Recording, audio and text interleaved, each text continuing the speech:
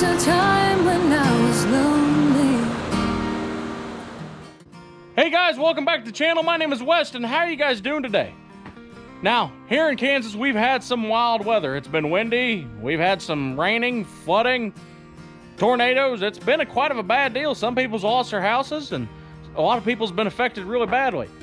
But we're lucky we live up on top of a hill, and if it flooded all the way to here, we would need Noah's Ark, so we're good. And the only thing we got to worry about out here is tornadoes, and we haven't been blown away yet, so we're all right. Or whenever my neighbor gets to talking too much, he's kind of windy, he might blow us away sometimes too. None of that's really affected us too much, but there is one thing that has affected us, and that is my old red truck has failed us. Now, for those of you that know, this is Clifford, my 2012 Ram 3500 one-ton service truck. For those of you that don't, I've got a couple other videos on them. You can go back and watch them. But like I said, this is my 2012 Ram 3500 one-ton Cummins diesel with a service body on the back that I carry all my tools in. And she's just been grumpy. She thinks first gear and second gear is kind of overrated. And she really just likes third gear a lot.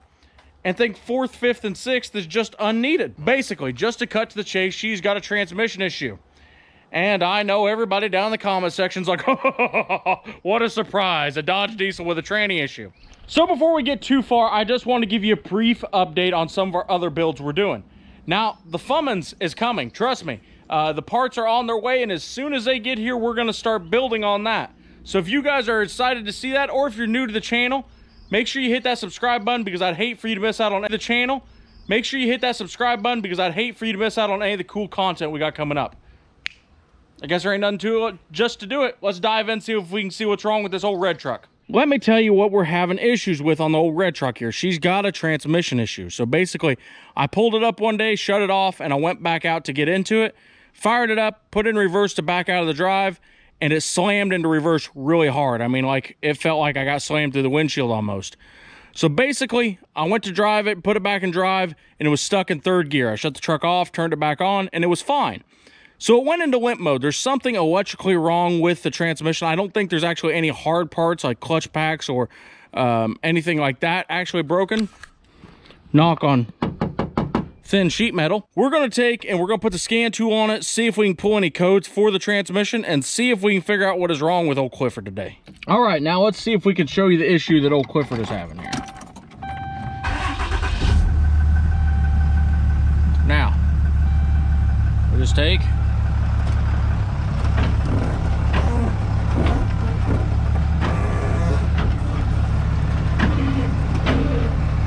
You might not be able to hear that, maybe you can, but that is engaging really hard. This thing is still in limp mode. And the other thing you can tell is when you pull it into drive, it slams into gear, but it has to wrap up really hard for it to start moving, which means it's in third gear, it's not in first. The other thing is, when it goes into drive, I can't hit my little tap shifter down here and select a gear no more. It's absolutely stuck in whatever gear it's in, which I think is third, maybe fourth. So we obviously know that, I believe this thing's in limp mode. We'll have to pull the scan tool out and check for sure, but I think that's exactly what it's in right now. Now, we've tried unhooking the batteries and resetting the computer for the transmission, but that's not worked. So I'm gonna say it's actually got an issue. Sometimes maybe just a loose connection can cause a transmission to act funky, and if you unhook the batteries and hook them back up after about 15 minutes, it'll reset the computer and it's fine. Now, the other thing we want to check, now this is just the first easy thing to check, is our gear indicator. So we got our key on, it's in drive, and it's showing that it is in drive. Neutral, reverse, park.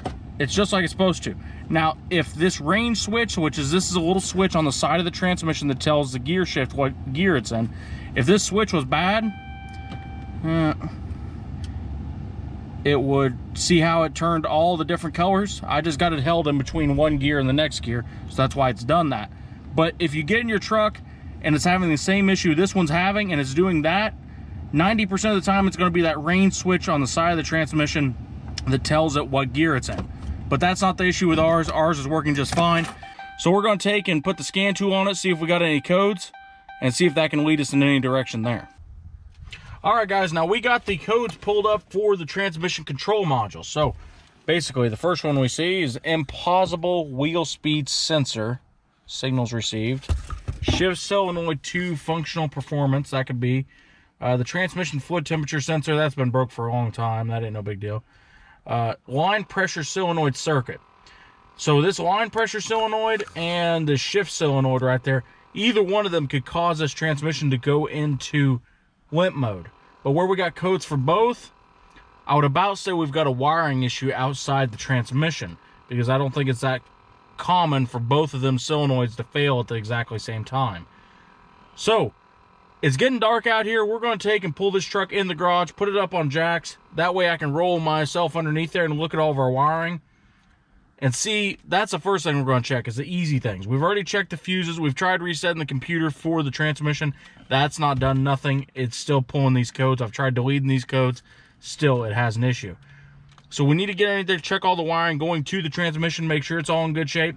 And if we don't find any problems there, then I guess we'll have to pull the pan and see if maybe one of them solenoids is froze up or what it may be inside the valve body. So, I guess there ain't nothing to it just to do it. Let's get it pulled inside.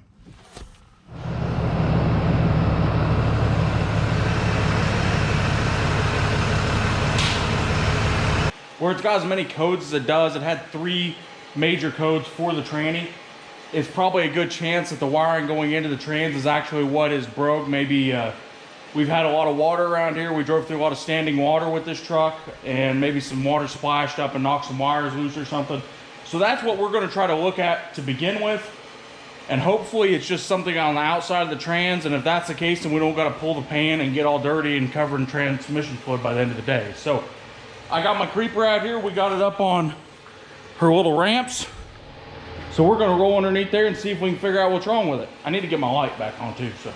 Now, we're gonna get down here on the driver's side because all the wiring that goes into the transmission is on the driver's side of the case of the tranny.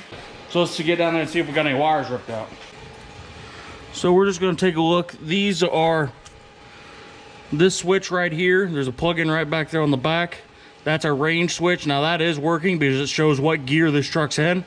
Back here is a plug-in for the shift solenoids and all that for this plug-in here. Then there's another plug-in back up there on top as well, and that's for, I think, line pressure and stuff like that.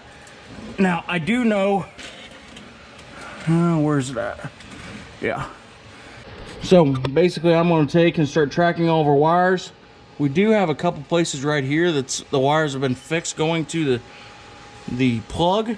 So we got the wiring harness. Now this was just wrapped up in electrical tape. Somebody had been in here and repaired this previous, or tried to, or whatever it may have been. And we found this wire right here broke, which this is the ground for one of the solenoids. That wire there was broke. There's the other end of it. And this wire here, I pulled the electrical tape off there because somebody had spliced this wire together, just making sure it's got a good connection. Now it looks decent. It's a crimp connection, but it doesn't look bad at all. I think it's probably fine. We'll tape that one back up, but we're going to take and splice this wire back together, see if that fixes our issue. I don't know if it's going to or not, but it might fix one of our issues. Hopefully it does. I'd be a lot happier if it does, because I don't like crawling underneath here.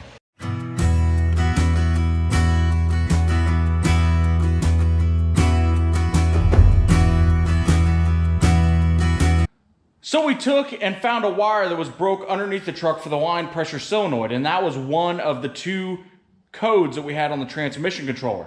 The other one we've got is one for the shift solenoid, shift performance functionality or something like that.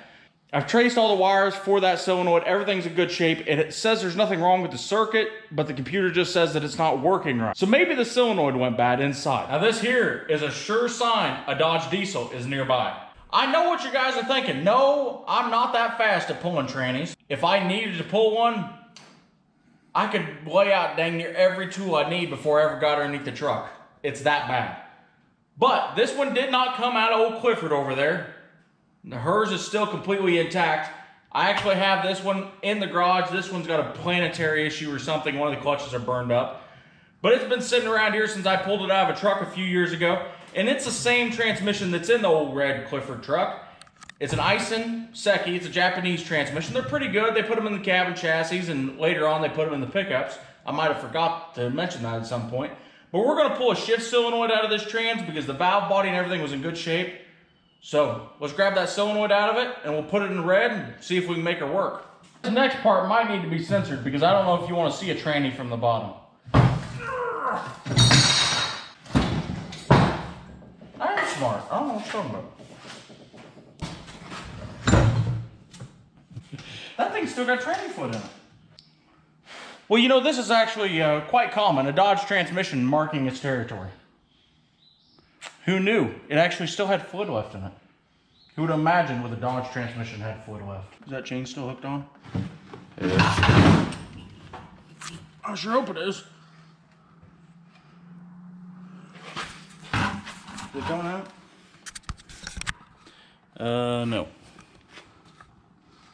That's what I was kind of thinking to myself because it stopped. Because you just tipped it right up. We're gonna make a mess.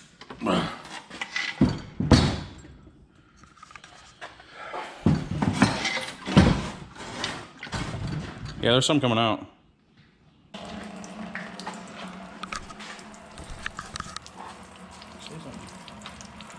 It's leaking! There's still a little bit of tranny foot left in it, but we'll get it. All right, this is the last bolt on the pan. Let's see if we got anything comes out. Now, I think we dumped all of our tranny foot up there on the table. It's really nice having this extra tranny here. Any parts we need, we just take it right off this one. All right. Ooh, need a screwdriver. Give me a second. There she goes! I gotta pee now. Get that? Hey, it's not bad looking in here. Ooh. Well, that's the pan. Still got some good looking tranny foot in it. But... Ugh, that tranny had better days. Well, this is what she looks like under here. So basically, this is the valve body for the transmission. And what we need is this little shift, this little shift solenoid over here. I was pointed the wrong one. So we need to grab that, and then we need to pull the pan off on red and put that shift solenoid in there, and hopefully that fixes it. Cross our fingers and hope for luck. I do miss old Red. We need to get her back running. I haven't been able to chase no girls with her down. I didn't say the old girls I was chasing was them old heifers out in the field, but that's what we got the ranch hand for, so we can just push them old heifers out of the way and get right to the gate. Or Honda Civics. Take your pick. All right, guys, so let me show you what exactly we're pulling this tranny apart for. Now, if you can see these round things that these plugins are plugged into all the way down through there, them are solenoids and pressure switches and stuff like that. And this one right here, which is like 250 bucks if you want to go buy it, you actually can't buy it from Dodge. You got to buy this whole thing from Dodge, and the pump and everything, it's like $3,500. So this is where having some parts laying around saves you some money. So we can pull this little solenoid off right here.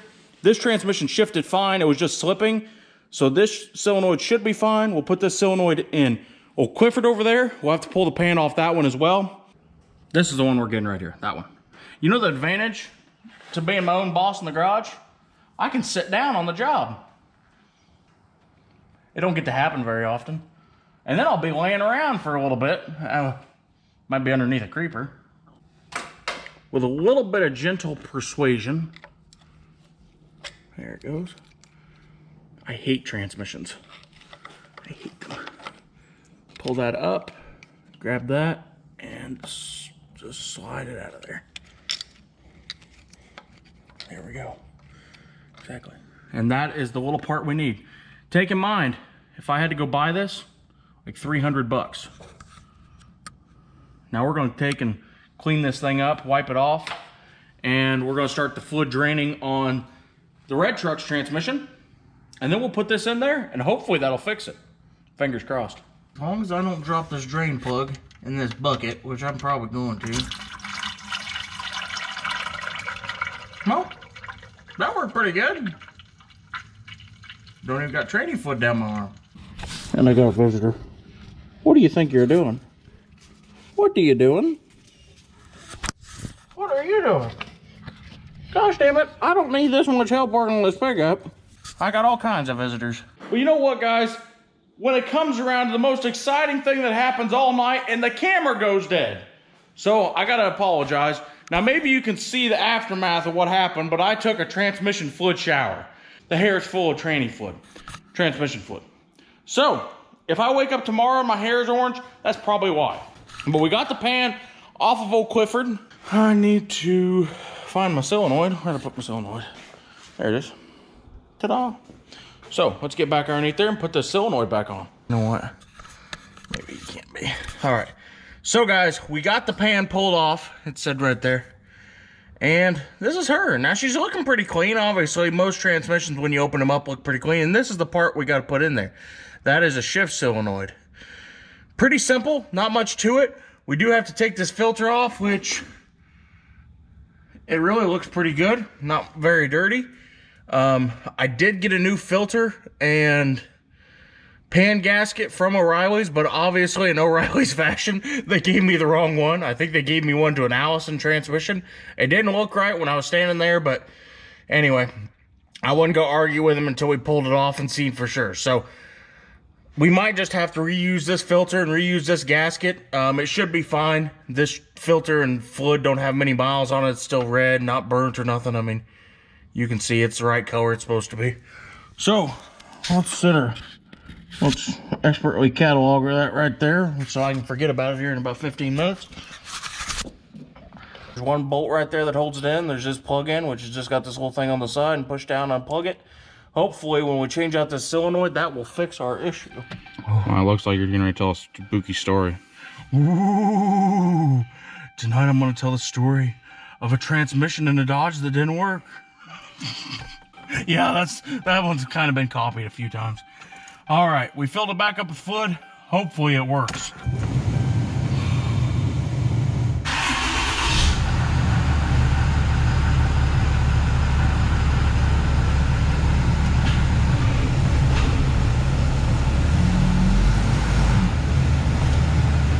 So guys, it is the next day.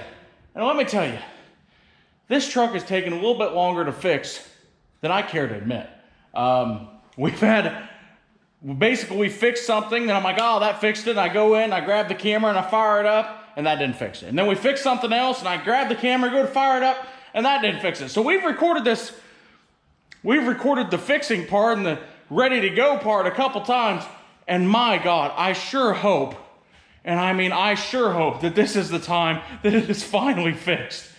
Let me just show you the wiring issues that we were having and what we were doing to this truck. Give me a second. So basically, we pulled the wheel well liner out of it, and this is the main harness that goes down to the transmission, and I had to pull the loom all the way off of this and pull it down just to bare wires.